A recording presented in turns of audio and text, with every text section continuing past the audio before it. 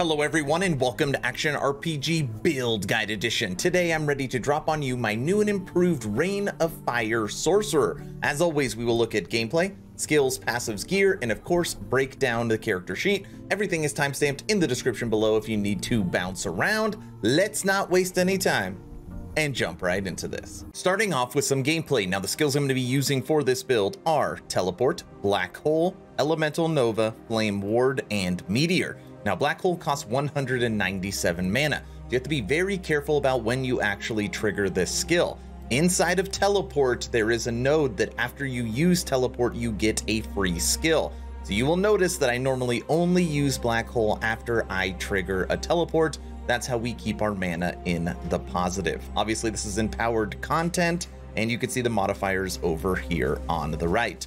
So I will showcase this right now. Don't die. Let me get a bunch of enemies together. Okay, now after I teleport, Black Hole is now free. And when I put it in, it sucks in all the enemies, anyone around, and then just drops meteors on top. Now, obviously, I manually cast meteors as well. So really, this whole build, you are just bringing the rain. Meteor, meteor. So now I'll teleport. Black Hole's now free. Black Hole. And then anybody that runs around gets sucked in. Look at that, that's one black hole. It almost killed 2 tiles of screens enemies. And we will just keep going. Now, Black Hole by itself is not a really great skill, but using it with its Meteor variant works very well, especially for this build. Black Hole's back there, sucking in all the enemies, and they are just dying behind us. And obviously when Black Hole is on cooldown, you're gonna get free Meteor skills as well.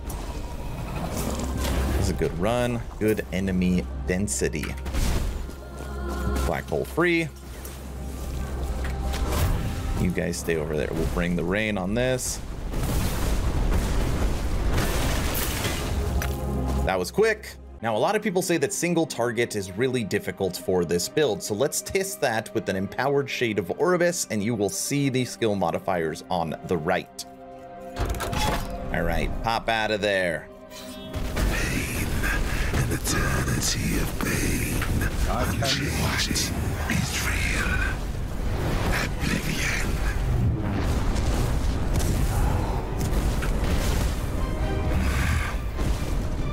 Flesh is temporary. What is real? Oh, I missed the Black Hole. It's okay.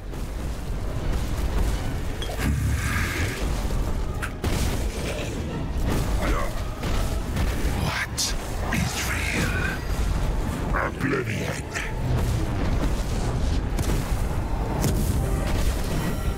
Wait for him to move. Boom, Black Hole. Flesh is temporary. Stay right there. That's perfect. Stop hitting me.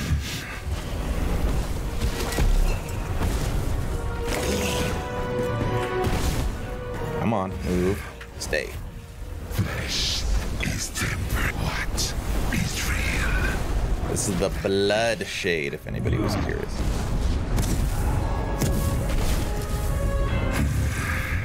Almost got him. Wait for teleport.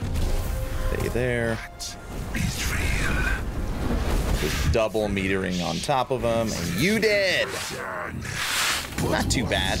Let me show you how to recreate this build. So now let's check out the skills for this build, starting with Meteor. And I went through so much testing on this build.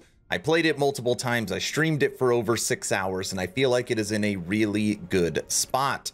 Now, at first, what I did is I took this tree up, and I basically had a meteor shower of very large meteors. But going that way, it was really hard to maintain mana, even though we did tons of damage. So that's when I switched it up into its current iteration, and I feel like it's a lot better. You want 1 into Force of Impact, 3 into Aftermath. This is what gives you 45% mana return. It is required for this build.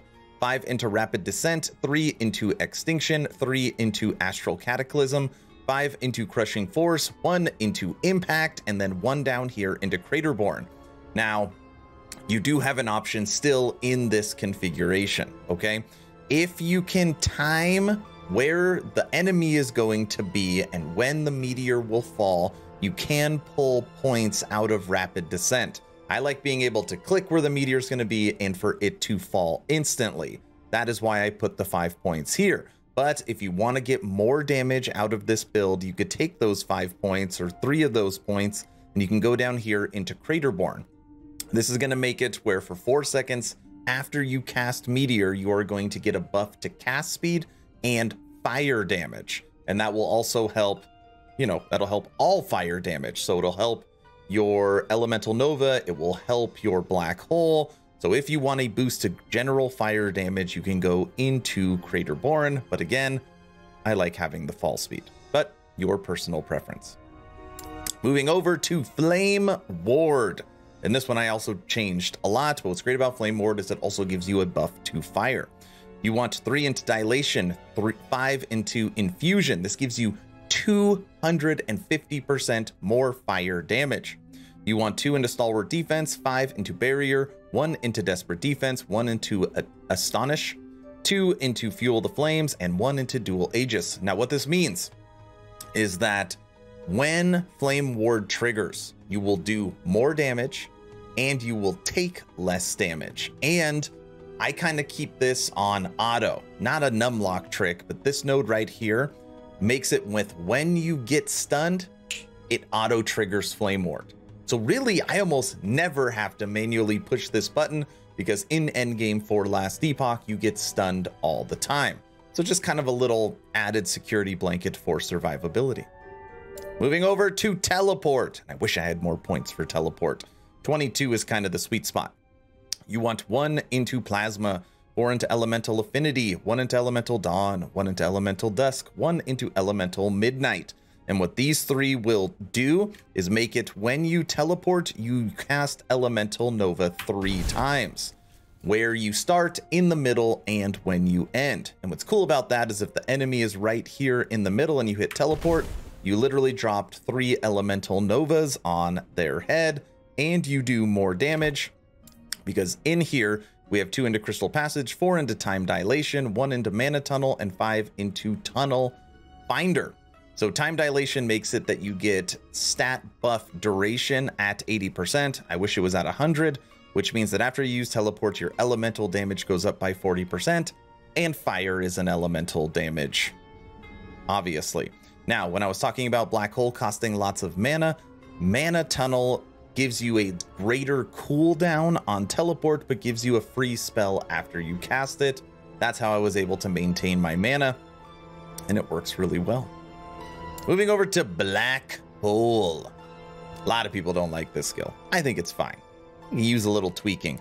You want 3 into Stability, 1 into Endless Maw, 2 into Weakened Reality, 1 into Singularity, 1 into Armageddon. This is what makes the meteors fall down. You want 5 into Umbral Core. This gives you added damage, and that 50% damage goes towards the meteor. 3 into Intensify, and 3 into Massive. So these 2 right here, obviously Perfect World, I would love these both at 5. This is the pull strength, and it can legitimately pull bosses if you have enough points into intensity. And then this is the pull area, so it'll pull more enemies from farther away. Last but not least, Elemental Nova. This skill is very simple. We are going to spec into Fire, which is the bottom ring right here. You want 1 into Fire Nova, 5 into Ash Frenzy, 5 into Melting Nova, 4 into Fury Destruction. And I used to put 7 points into Infernal Prism. This is Elemental Penetration, but I decided to pull those points out and go up here into Arcania because you're going to get added damage, and without it, the area of Elemental Nova is too small. So I like having the bigger rings. Those are the skills. Moving over to passives, and right now my character is level 98, striking distance from level 100. In the base Mage class, you want 8 points into Scholar, 8 points into Arcanist, and 10 points into Knowledge of Destruction. That's it, 26 points. Inside of Spellblade, you want nothing. Rune Master is not unlocked yet, which puts our other 85 points into Sorcerer. And I just want to put it out there that what I am leveling right now is Arcane Momentum. So even though this is early in the tree, take it later. Little tip. 8 into Brainstorm, 8 into Mana Shield, 10 into Wisdom, 5 into Afterglow, 8 into Pyromancer, 5 into Lavamancer, 1 into Crackling Precision, 5 into Arcane Obliteration, 8 into Chronomancy, 10 into Arcane Insight, 5 into Spell Slinger, 4 into Recollection, and 5 into Archmage. Now, it is really important, and it should be really easy to get, to have at least 200 mana, but the sweet spot for this build is you need 300 mana, okay? 200 for Archmage right here, and then some other little noteworthy nodes is here. If you use a skill that costs over 40 mana, you get increased spell damage. Obviously, all your spells for the most part cost over 40 mana, so you're gonna get a boost there. And then you really want Recollection because of cooldown speed recovery, because you need to use that teleport as many times as possible because of using Black Hole. Those are the passives. Moving over to everyone's favorite gear, starting with idols. Now, make sure you check out the advanced build planner in the description. If you want to see what true end game gear looks like, if you are min-maxing, you're going to find it here. But of course, I want to show you what I'm wearing so you can compare the gear I'm using now to the gameplay earlier. Now, with idols, this is the first time out of, I think, the 46 videos I have made on build guides, I have used unique idols. And believe it or not, I'm using 2 of them. Now, there are 2 unique items that both buff fire. You have Trinity of Flames and you have Throne of Ambition. Trinity of Flames makes it that every 3rd fire spell you guaranteed crit. That's why in this build, I really don't care about crit chance. I really care about crit multiplier, because even though it's 1 in 3, it's enough where you save enough points where you still do a ton of damage. It also gives you a little bit of ignite, and it gives you a little bit of fire damage. The other idol is Throne of Ambition. Now, Throne of Ambition is pretty interesting. You gain a stack of ambition when you hit a boss or rare enemy, and you can have a maximum of 20 stacks. If you are fighting a boss and you hit him 20 times, that is going to give you 400% more fire damage and 400% more armor. That would take this sorcerer to over 2600 armor, and of course add 400 added fire damage. Absolutely amazing idol for this build, but remember, if you don't hit that boss every 4 seconds, you will lose all those stacks. On top of that, you have multiple idols that are going to give you fire damage. So by no means are these idols required. It's just nice if you have them. So you have right here, 29% increased fire damage, doubled if you have 300 mana, 17% fire damage, doubled if you have 300 mana, 19% fire damage, doubled if you have 300 mana, and that can roll as high as 27. That is why I say that the sweet spot when it comes to mana on your build is 300 mana. And obviously, the more, the better. Or I guess the more, the merrier. Moving over to gear, just like a lot of my builds, there's nothing required for this. You don't have to go hunt for a certain set or a certain unique, just whatever the best items that you find. And we will go through them one by one, starting with Helmet, Life, Amulet, Critical Strike Multiplier, Mana Regen Life, Catalyst, Fire Damage, Cast Speed Resistances, Armor, Vitality, Health, and +2 Meteor,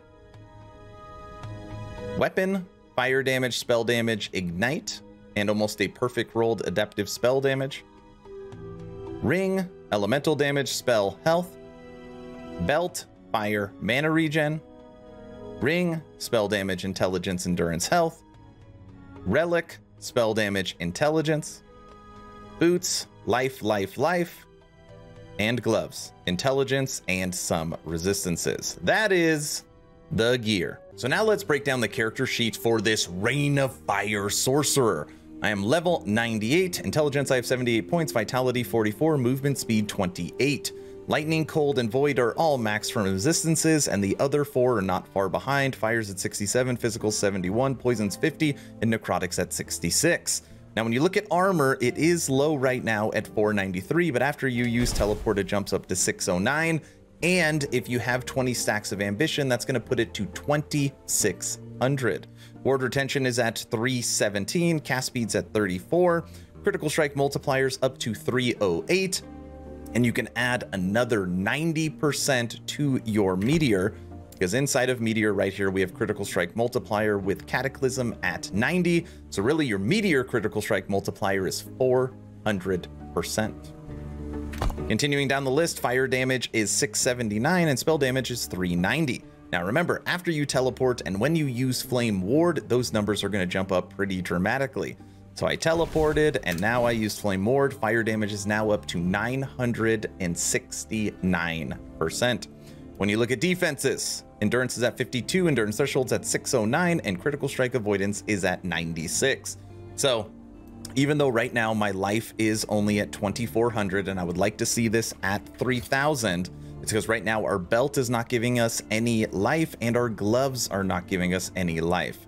So when it comes to gearing this correctly, there is so many ways you can get more survivability out of it. Also, getting an exalted health life on your boots would help, and we have stun avoidance on this armor instead of added life. So lots of places you can improve from a gear perspective. So now let's check out the training dummy. And I want to see if we can get close to that 200,000 mark on Meteor. So let's see what we can do. It should be pretty close. So we'll teleport, Flame Ward, and then drop Meteor. So teleport, Flame Ward, 155, 115, 205. 205,000 damage from just one Meteor. Last but not least, let's talk about leveling up this Rain of Fire Sorcerer. For me, you only need 3 skills and it will take you from level 1 and get you into the monolith starting end game. And then at that point, you can determine when you want to switch into the build. The 3 skills that you need are Fireball, Elemental Nova, and Teleport. Those 3 will get you all the way through. When I was playing this game in its lightning variant, I was able to get all the way to end game with only those 3 skills. Now, for Elemental Nova, you want to go down and spec into fire, so you can immediately start speccing into the way this build is for Elemental Nova. When it comes to Teleport, you want to go right and then down first, getting you Elemental Nova when you use Teleport. So first skill would actually be Elemental Nova, then Teleport, then Fireball. Now Fireball is basically just gonna do what it says. You're gonna shoot fireballs. And in here you want to go right at Adept to get more cast speed so you could shoot them quicker. And then you just wanna go left and get speed, range, and damage, and then extra projectiles. Using Fireball for single target, and then using Elemental Nova and Teleport for clearing trash and traversing the map very quick, believe it or not, will get you through the entire campaign. Now, once you unlock your 4th skill, you want to take Flame Ward, and then you want to go into Barrier, and then you want to go down here into Dilation and Infusion. This is going to give you more fire damage, and it's going to give you a lot of survivability later inside of the campaign. These 3 skills are a must. Flame Ward would just be later on once you actually unlocked it. Now, when you are going through the campaign, you just want to look for fire damage, and then normally you want to look for void resistance because you're going to fight a lot of void enemies when you are going through the campaign. And it's really, really simple. So on here, if you were just going to make a loot filter, you could go create new filter, fire, and we'll put a little flame and an orange and bam. And then on here, you can just put affix, fire damage, spell damage, void, and on here, void resistance. Okay, so now it's gonna pop up those 3 affixes and we will recolor them and we'll put red, okay? And then on here, you can hide all other items and just make sure those 3 are on top.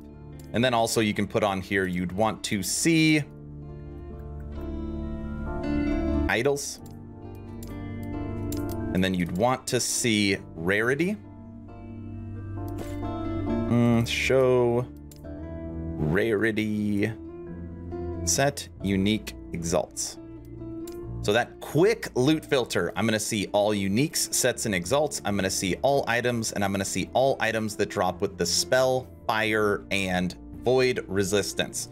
And you could make this, obviously you can go as advanced as you want. Just kind of showing you some basic stuff to get started so you're not trying to sort through a bunch of items on the ground. Those are my leveling tips. All right, everyone, that's the build guide. What do you think of my new and improved Rain of Fire Sorcerer? Is there anything I missed? How can I push this build to the next level? Let me know your thoughts in the comment section below. Two asks at the end of this video. I'm hoping today is the day I have earned your subscription. Hoping today is the day you make the decision to push that little red button. I would really appreciate it. Really does help the channel moving forward, but of course, only if you think I deserve it. Ask number 2, check out my Patreon. Thank you to the first 45 members that have signed up. Become an instant ARPG VIP and get Patreon exclusive content at the first link in the description. We have a weekly blog post, weekly podcast, access to the VIP lounge if you want to chat with me, special title, and lots of other goodies depending on where you sign up at. Again, first link in the description. Now, if the Rain of Fire Sorcerer didn't tickle your fancy, if you felt like, nah, this build just isn't for me, in the description as well is over 18 viable build guides for 085F, which is the current iteration of the game, and every single one of those builds have an advanced build planner and advanced loot filter inside of their own description. So check them out, maybe you'll find something better there. All right, that's all I've got. Hopefully you were entertained or at least learned something. Aaron, out.